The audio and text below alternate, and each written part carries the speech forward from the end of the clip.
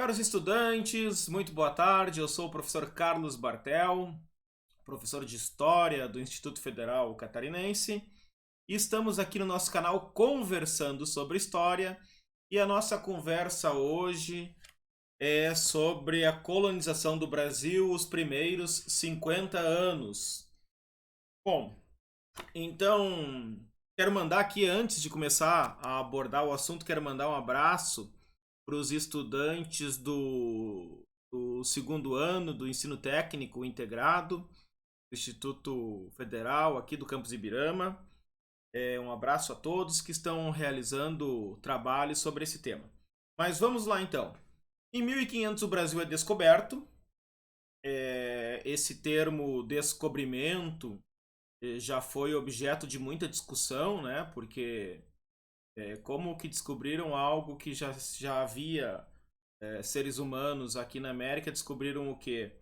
Do ponto de vista europeu, era um descobrimento, né? Era algo que estava sendo revelado, algo que não era conhecido, né? Então, os europeus descobriram esse território, ainda que do ponto de vista dos povos indígenas, esse termo não seja o mais adequado. Então, aí nós poderíamos usar outros termos, né? Conquista dos europeus, a invasão europeia, ou outro termo que não seja descobrimento, tá? Então isso aí já tem que ficar claro. Mas o fato é que e quando o Brasil, os portugueses chegam ao Brasil em abril de 1500, o Brasil não era um território importante para os portugueses. Não foi considerado um território importante. Por quê? Porque esse descobrimento do Brasil ele está vinculado às grandes navegações marítimas que buscavam rotas para o Oriente. Então, o importante para os portugueses era a chegada ao Oriente, né? Que os portugueses já haviam descoberto uma nova rota ali contornando a África o Bartolomeu Dias em 1488 ele consegue ultrapassar ali o sul da África, Cabo das Tormentas, que é rebatizado como Cabo da Boa Esperança, e depois o Vasco da Gama vai concluir esse périplo africano chegando nas Índias. Só que quando os portugueses chegam nas Índias com o Vasco, eles já encontram lá nas Índias muçulmanos, né? Grupos islâmicos estabelecendo um comércio com os indianos, com os povos orientais, os povos do Extremo Oriente. E aí há uma desavença, há um desentendimento entre os portugueses e os povos islâmicos e é organizada uma grande expedição do Pedro Álvares Cabral para ir combater esses povos islâmicos lá no Extremo Oriente. Nessa ida ao Extremo Oriente, o Cabral, a frota dele abre em direção ao oeste, né? Navega mais em direção a. Desculpa, é mais em direção ao oeste e vem aportar no Brasil, ali em Porto Seguro, na Bahia. Tá? Agora, aqui um dado importante: os portugueses, né? Nem os portugueses, nem os europeus tinham ideia do tamanho desses territórios. Se imaginava que eram ilhas. Tá? O Colombo já havia chegado à América, ele não tinha ideia que era um continente. Isso quem vai provar, quem vai mostrar que é um grande continente é o Américo Vespúcio. Inclusive vai dar um nome ao continente, né? O Américo lá, que trabalhou para a Espanha, trabalhou para Portugal, era um cartógrafo.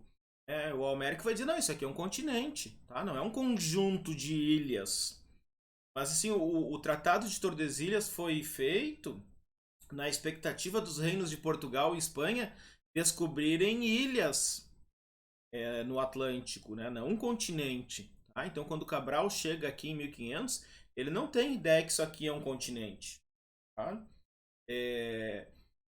E aí o Cabral toma posse daquele território ali, né? O Monte Pascoal, a terra de Vera Cruz, né? A terra de Santa Cruz. Ele toma posse para Portugal e vai para as Índias, tá? Na passagem ali, na rota que Portugal tinha criado, tinha descoberto, na passagem do Cabo das Tormentas, do Cabo da Boa Esperança, o Bartolomeu Dias, por uma ironia da história, acaba morrendo num naufrágio. E depois, em Calicut, um confronto entre portugueses lá e grupos muçulmanos, o próprio Pero Vaz de Caminha, que escreveu a carta, né? A carta do rei Dom Manuel, relatando sobre essa terra aqui, né? Essa terra que os portugueses conquistaram. A carta que seria a certidão de nascimento do Brasil, a carta de Caminha. O próprio Caminha acaba morrendo no conflito lá em Calicut. Bom, mas o fato é que Portugal tomou posse, né? Tem esse território aqui como território de domínio português. No entanto, esse território não é de interesse dos portugueses, porque os portugueses estão preocupados com, o Extremo Oriente, como eu falei. Mas aí o seguinte, o que vai acontecer? Os portugueses mandam expedições de reconhecimento, na expectativa de encontrar riqueza fácil, né? Ouro, prata, diamantes, né? Não encontram isso. A primeira expedição de reconhecimento é comandada pelo Gaspar de Lemos, que explorou grande parte do litoral brasileiro e deu nome aos principais acidentes geográficos então encontrados, ilhas, cabos, rios e baías, tá?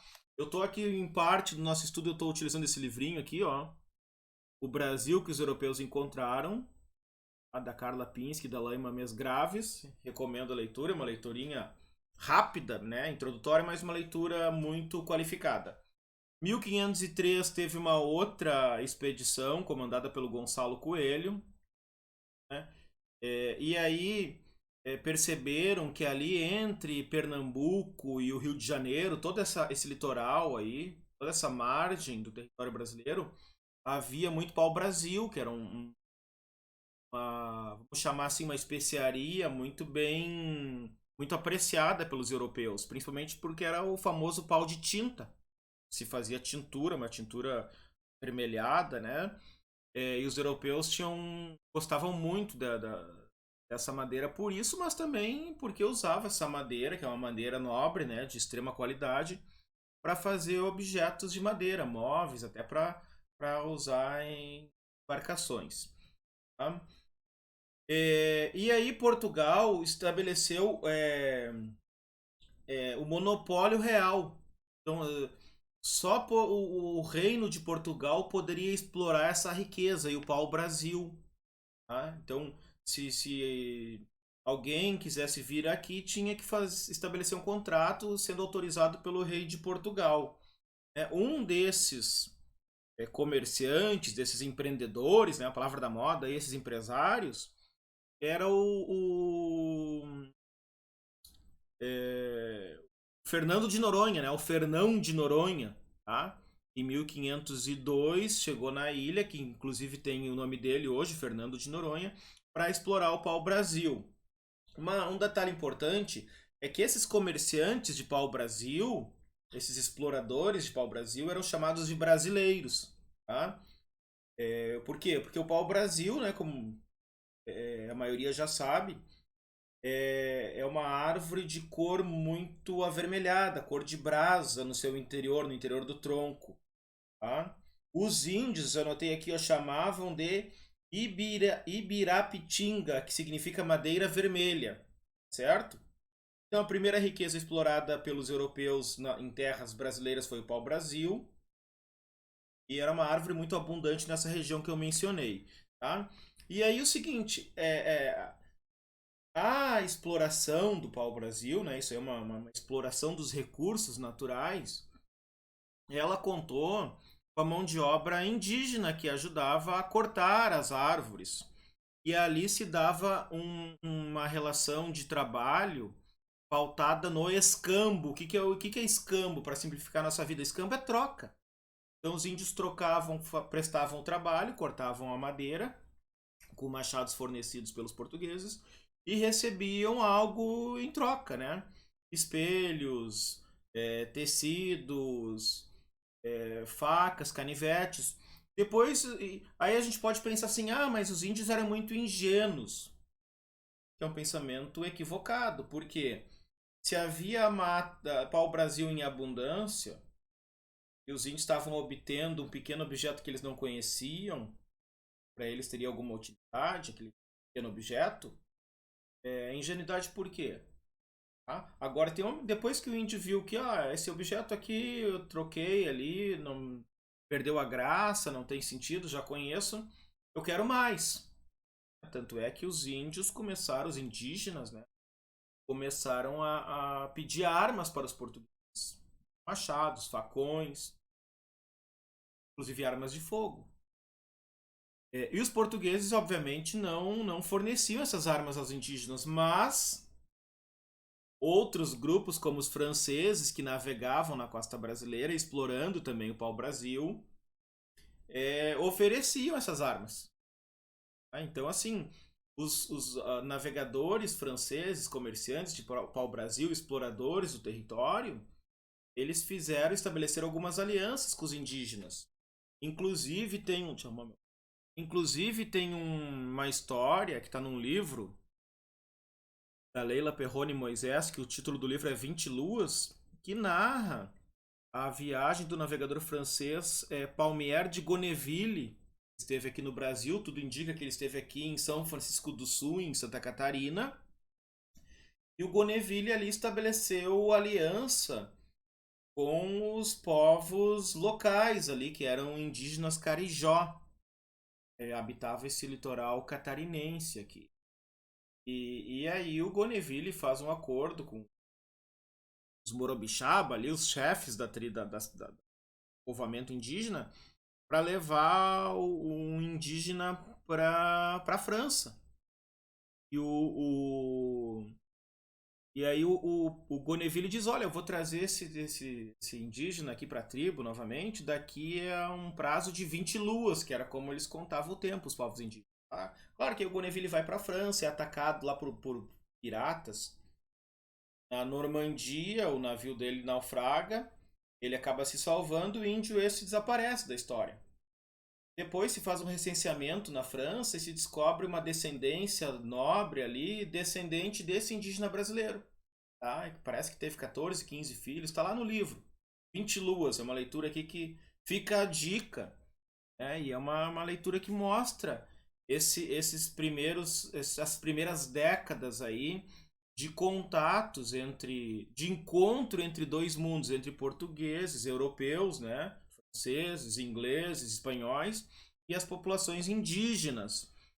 E muitas vezes a gente também fala dos indígenas, né? Como se fosse apenas um grupo. Acaba ignorando que eram vários grupos que possuíam conflitos também entre si, possuíam suas rivalidades, tá? Então, o escambo, essa extração do pau-brasil, ela tinha um caráter predatório. Os portugueses ficavam ali quase que como nômades no litoral em busca dessa riqueza e estabeleceram rapidamente o sistema de feitorias, tá? Que já existia na África, lá que eles foram contornando a África desde o início das grandes navegações em 1415, estabelecendo feitorias no litoral africano, do leste da África, aqui o litoral atlântico da África, estabelecendo feitorias que eram postos militares e comerciais. Ah, eram postos para reparo de navio, eram postos ali para soldados, né? Eram postos para estabelecer comércio com as populações locais. Ali vai se dar muito o tráfico de escravos. É que já havia esse tráfico para as ilhas portuguesas, lá a Ilha da Madeira, as ilhas portuguesas já contavam com mão de obra escrava. Depois esses escravos serão trazidos para o Brasil por portugueses e espanhóis. E essa é a grande novidade na modernidade. É associar a escravidão à questão racial. Porque a escravidão existe desde a antiguidade, agora tem um componente novo. Agora o escravo é o não branco. Indígenas e negros trazidos de diferentes regiões da África. Tá? Então vamos seguir aqui. Aí então havia nesses primeiros anos, aí eu estou falando aqui de 1520, 1500 1515, 1525, por ali, havia uma grande disputa entre Portugal e outros reinos, tá? Pela exploração do território e até mesmo pela ocupação. Os franceses vão criar a França Antártica aqui no Rio de Janeiro. Ali vai ter o episódio conhecido como a Confederação dos Tamoios, que grupos indígenas vão apoiar os portugueses na luta vão apoiar os franceses na luta contra os portugueses, tá? Pela disputa ali daquele território. Oficialmente, essas terras aqui, elas pertenciam pelo Tratado de Tordesilhas, estabelecido em 1494, elas pertenciam à à Espanha e a Portugal. Tá? E claro, e a França estava cobiçando aqui essas terras, os ingleses, os holandeses têm muito interesse também. Então Portugal, principalmente depois que a Espanha descobre ouro na região ali do Peru, na região do México, vai aumentar a cobiça dos outros reinos pelos territórios americanos. Então Portugal começa a se preocupar com a defesa, a proteção do seu território para não perder essas terras. E aí é organizada, em 1530, uma expedição colonizadora, a expedição de Martim Afonso de Souza, com o propósito de estabelecer um enclave português aqui nesse território. Então, 5 navios e uma população de aproximadamente, uma tripulação de 400 pessoas, elas vêm de Lisboa, partem em dezembro de 1530 de Lisboa em direção ao Brasil, com a intenção de ocupar essa terra aqui, ocupar, explorar ela economicamente, né? E principalmente combater ameaças estrangeiras, tá? Também procurar riquezas e reconhecer o território. Essa é a expedição do Martim Afonso de Souza, que tem também o objetivo de estabelecer núcleos de povoamento, o que ocorre lá em janeiro de 1532, com a fundação da primeira vila do Brasil, que é a Vila de São Vicente. A Vila de São Vicente é fundada em janeiro de 1532 por Martins Afonso de Souza. Na região, deixa eu ver minha anotação aqui. Na região de São Vicente, os primeiros colonos iniciaram o cultivo da cana-de-açúcar e logo depois instalaram o primeiro engenho do Brasil. Tá? Engenho o nome já diz, é uma engenhoca, um estabelecimento ali destinado ao cultivo e à fabricação da cana-de-açúcar. Ali no engenho tem a moenda, tem todo um sistema ali para a produção do açúcar. O açúcar era produto de grande interesse para o comércio europeu. Por meio dele era possível organizar o cultivo permanente do solo, iniciando o povoamento sistemático da colônia em torno do açúcar. E aí, também tem aqui a noção de guerra justa. Guerra justa era o seguinte: os indígenas que não desejassem se converter ao cristianismo ou que representassem uma ameaça aos colonos portugueses, eles poderiam ser exterminados. Tá? Essa é a ideia de guerra justa, que os portugueses vão usar isso sempre de modo muito instrumental. Sempre que eles acharem necessário, se impõe lá aos povos indígenas uma guerra justa. Né? Que conceitualmente significa guerra justa, guerra contra os indígenas, autorizada pelo governo português ou seus representantes, justificada basicamente nos casos em que os indígenas se recusassem à conversão à fé cristã.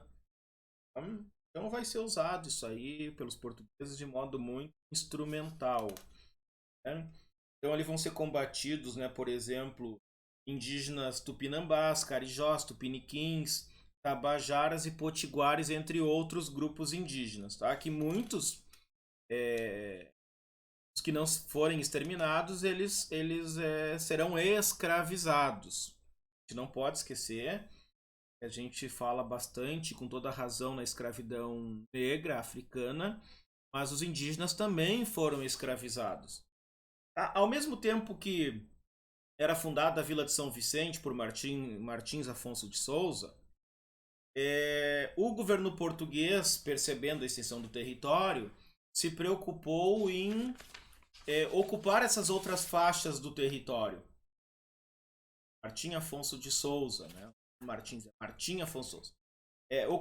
Ocupar essas outras faixas do território. Aí criou o sistema de capitanias hereditárias. O que é isso? Como Portugal, um reino pequeno, não tinha recursos suficientes para ocupar essa extensão grande de território que é o Brasil, né, um verdadeiro continente, em 1434, o rei Dom João III ordenou a divisão do território em grandes porções de terras, que são as capitanias hereditárias, também chamadas de donatarias. Por que donatarias? Porque quem recebesse essa porção de terra, ela seria chamada de capitão donatário. Tá? Nomeado pelo rei, o donatário era a autoridade máxima dentro da capitania. E criava vilas, ele tinha uma série de obrigações. E com sua morte, com a morte do donatário, a administração passava para seus descendentes, por isso o nome capitanias hereditárias. Tá? O vínculo jurídico, porque isso aqui é uma questão de lei, é uma questão legal, o vínculo jurídico entre o rei de Portugal e os donatários era estabelecido por dois documentos básicos. Isso aqui cai muito no Enem ali. A carta de doação e a carta foral. Então vamos ver o que diz cada um. A carta de doação conferia ao donatário a posse hereditária da capitania.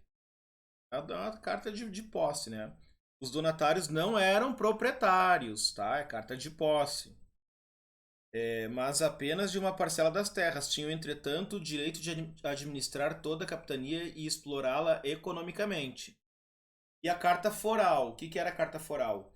Estabelecia os direitos e os deveres dos donatários relativos à exploração da terra. Então, não era assim, tu tem a terra lá, faz o que tu bem entende. Não, tu vai ter alguns compromissos ali, né? Por exemplo,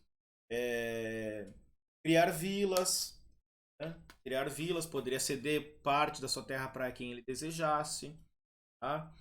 Poderia impor às populações indígenas a guerra justa.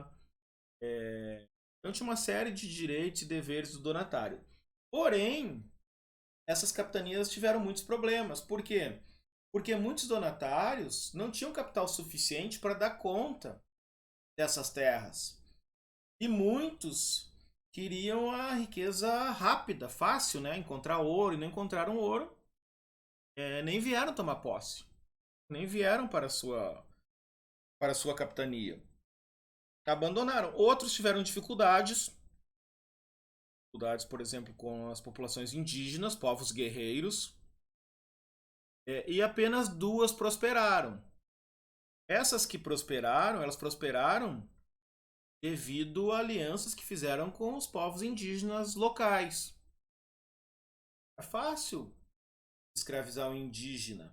Ah, por quê? Porque o indígena não gosta de trabalhar, porque ele não era acostumado com trabalho? Não. Não é por isso. Quer dizer, quem é que gosta de ser escravo, né? Ah, um é mais submisso. Isso aí é uma maneira equivocada. Agora pensa comigo aqui.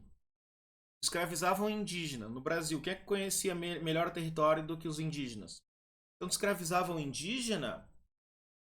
Se ele fugisse, nunca mais te encontrava. Agora tinha outro aspecto, que era pior. Escravizasse o indígena e o grupo dele vinha resgatar esse indígena. Imagina, daqui a pouco na porta da tua casa ali ter 100, 200 índios ali na frente da tua casa. Então era complicado essa escravização. Ela vai se dando lentamente.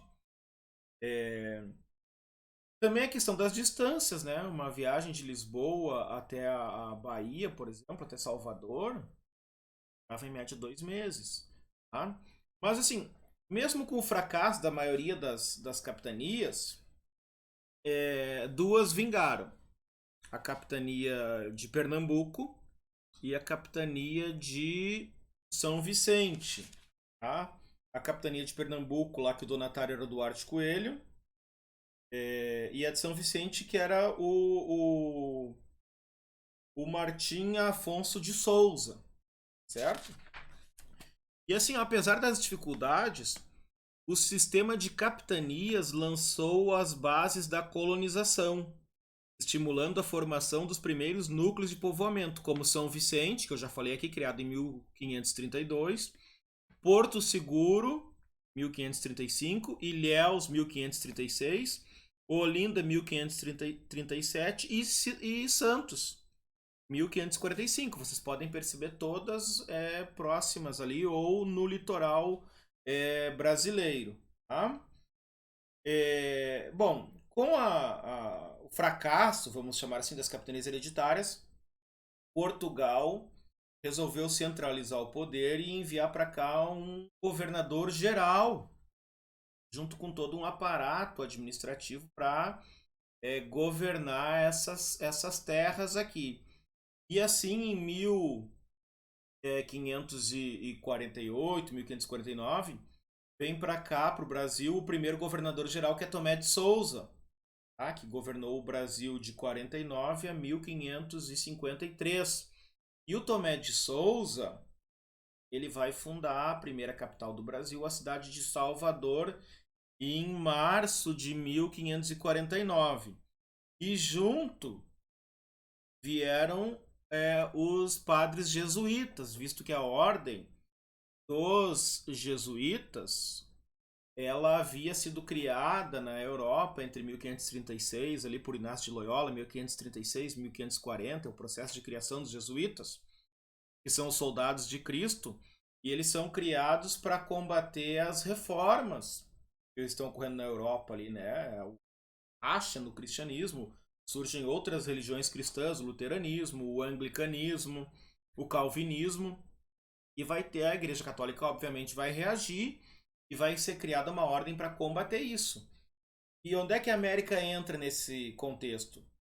A América tem que ser conservada ou preservada, protegida da influência desses movimentos.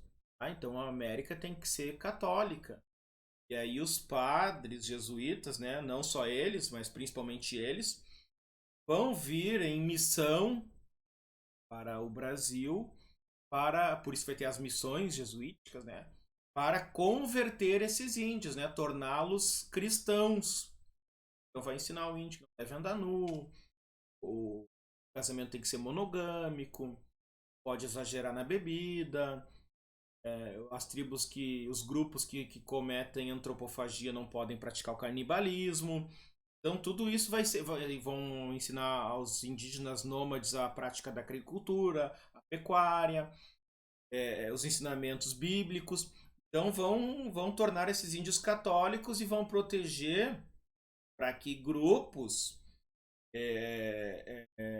protestantes não entrem no Brasil. Tá? Uma exceção vai ser lá em Pernambuco. Vai ter uma aliança com os holandeses em função do comércio do açúcar. E esses holandeses são calvinistas. Tá? Mas aí já é segunda metade do século XVI. E nós fizemos um recorte aqui dos primeiros 50 anos. Inicia lá com a tomada da posse pelo Cabral em 1500 e esse recorte que nós fizemos aqui termina com a chegada do Tomé de Souza e a fundação da cidade de Salvador, na Bahia, em 1549. Tá certo? Deixo a todos aqui um grande abraço e bons estudos!